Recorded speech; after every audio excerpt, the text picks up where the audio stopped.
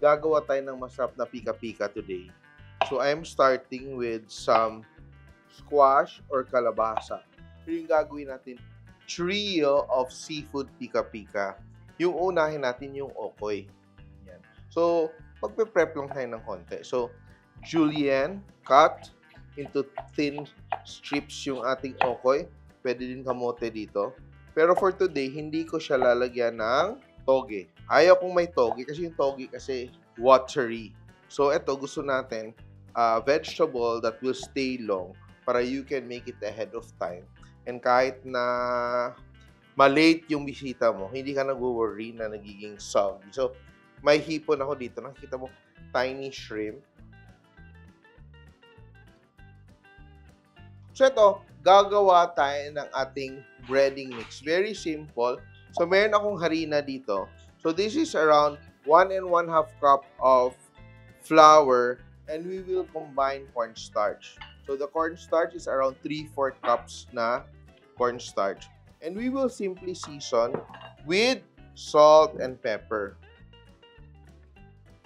So, ito yung base natin para sa lahat ha. Hindi siya yung special base for just one. So, tatlo natin na gagawin. Ito lang yung gagamitin ko na base mixture. And I'm adding 1 teaspoon of baking powder. So, from this base, pwede mo lagyan ng kahit anong gusto mo mga spices. Pwedeng garlic powder, paprika, or whatever. So, today, I'm adding a bit of paprika. Pero hindi kailangan, ha? Yan. So, I'm just adding a little bit of paprika. Ito na yung base ko na batter mix. So, ito, meron ako ditong Ivory squid, pusit. Meron akong crablets. And gagawa ko ng batter. So, from this mixture, kukuha ko ng konti. I will show you. And ito, to this mixture, I will add a little bit of Maggi Magic Sarap. Ito, magbibigay ng linamnam sa ating base. Ito yung aking wet batter. Yan. And I will add water. Ice cold water. Ito, maganda to kasi maging very crunchy and crispy to because ang kanyang mixture, tingnan mo ha, malabnaw to ha, look at that ha. Hindi siya yung sticky-sticky talaga. Hatiin ko sa aking crablets and aking squid. Konti, no? Konti lang, ha? Yan. Just to wet our crablets and our squid. Yan na, ha? That's good. That's good. For our okoy, ganun din yung gagawin natin. I will combine ating base mixture 1, 2, 3, konti lang, and I will add my magic para maging malinamnam yung ating mixture. Yan. And I will add ice cold waters. Yan.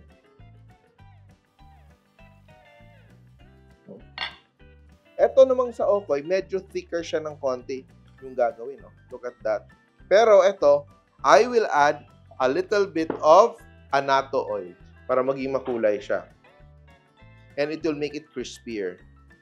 Yan. So, medyo mapula-pula yung aking okoy. Game. Mix, mix, mix. Lalagyan ko ng spring onions. I will cut it mga 1 inch long or less. Nahalo ko dito. Add it here. Importante sa atin, pag gumawa tayo ng okoy, hindi masyadong marami yung ating batter. Kasi pag masyadong marami yung ating batter, magiging parang pancake siya. So, we will add this. Look at the proportion, ha. Marami yung aking vegetables and my shrimp. Yan. And alam natin kasi, once we mix this, magtutubig din yung ating kalabasa. Mix very well to combine so that mag-coat ang ating batter sa ating kalabasa at hipon. So, ito, masarap yung ginagawa natin dahil it's pika-pika to share with everyone. Pang pamilya, pang barkada, pang kapitbahay. O, tingnan mo, very lightly coated yung aking kalabasa. And let's go back. Let's begin to fry. So, ito na yung ating crablets. Look at that. And ito siya, using this crablets, ang ating itotoss lang natin siya dito sa ating all-purpose na mixture. And we fry one by one. Masarap dito i-double fry. Yan, no? Oh. At maging very, very crispy to and malasa. Gentle fry para talagang crispy yung ating crablets. Yan. Beautifully golden ang ating crablets. Ito, crispy na to. Masarap na to. Beautiful, golden ang ating crablets. Ito, ang second nating lulutuin is yung okoy. But before we proceed, we will strain off yung mga crumbs para hindi dumikit yung mga itim-itim, no? So that we can refresh our frying. Now, gagawin natin yung ating okoy. Pero for our okoy, gagawin nating mini okoy, hindi yung malalaki. Ha? Gagawin ito maliit para pag nilagay natin sa platter, medyo magkapareho yun lang yung sizes natin. So it looks more elegant, it looks more classy. And of course, masarap, malasa, at puro crispy itong mga snacks natin. So ito, ganyan lang, oh. Small portions, and we will fry. Tignan mo, ha. Hindi siya masyadong nakabalot sa butter, ha, para hindi siya maging parang pancake yung ating okoy. Mini okoy, kalabasa okoy, and maganda yung kulay niya because we are combining our annatto oil with our flour para mag-match ang pagka-orange ng ating butter sa pagka-orange ng ating kalabasa. No? Okay. So, yung gagawin mo, let it fry, let it set. Oh, ganda-ganda ng ating crispy. Tatanggalin na natin from our colander para ma-release yung steam. No? So, ito siya. We will now arrange little by little into our platter. Look at that. Hindi ba kayo natatakam sa aking okoy? Very simple to do. Yan, no? And masustansya, pang-balance ng oil, di ba? Kasi deep fried ito. Yan. Fiber, pang-balance yan. And our okoy is okay. So, sa mga hindi pa nag-subscribe at follow sa ating accounts, ang simple.ph. And let's get ready for our last seafood. Ito, calamari. So, this is squid. Mix lang natin. We will just, first batch, just to coat lightly. Toss. Yan.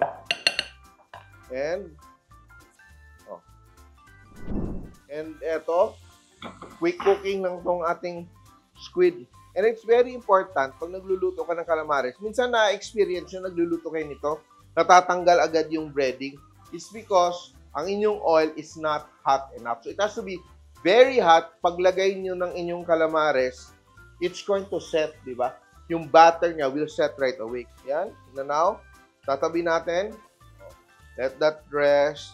Eto, luto na yung kompleto na yung ating seafood pika-pika platter. Bongga naman ito. Actually, perfect to pag may bisita ka. Oh. Mag-serve ka ng ganyan, no? And, gagawa tayo ng dipping sauce. Meron ako dito, medyo very Pinoy. Itlog na maalat. Ito, yung yellow lang natin gagamitin. But pwede na natin halo yung white ito. But I'm using the egg yolks. Mga 4 na itlog na maalat. 2 buo, kung buo yung gagamitin mo. But if you use egg yolks, 4 lang na egg yolks yung gagamitin. And I'm adding garlic. Kita mo yung bawang. Sobrang daming bawang. Masarap to. So, blend natin dito. Ngayon, lalagyan natin ng vinegar. Mix natin. No? And, for a little bit of creaminess, we will add Nestle All-Purpose Cream. Mix natin. And, a little bit of mayonnaise. Yan. Mix everything properly.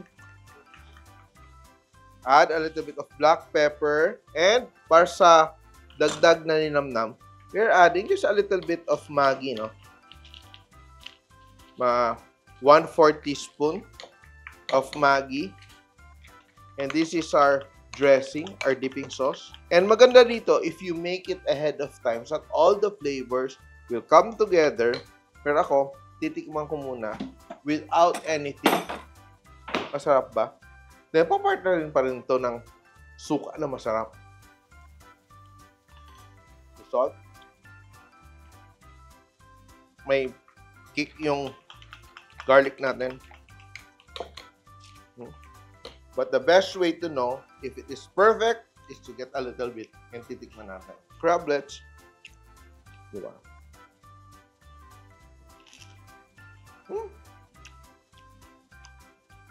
Sarap siya. Tama yan.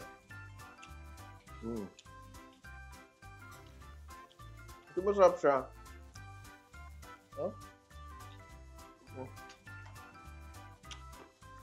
Pwede. Ganda ng ating butter mixture. Okay. We'll dip.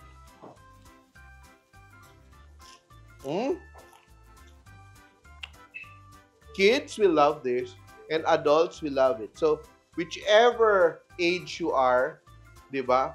From senior high school to senior citizen, kayo na bahala kung anong inumin. Ang ating seafood pika-pika, ang ating pulutan platter, simple.